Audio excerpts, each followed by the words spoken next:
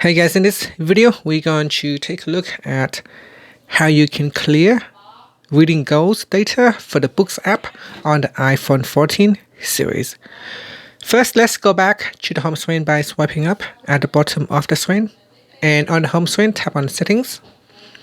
Next, in Settings, go down and tap on Books.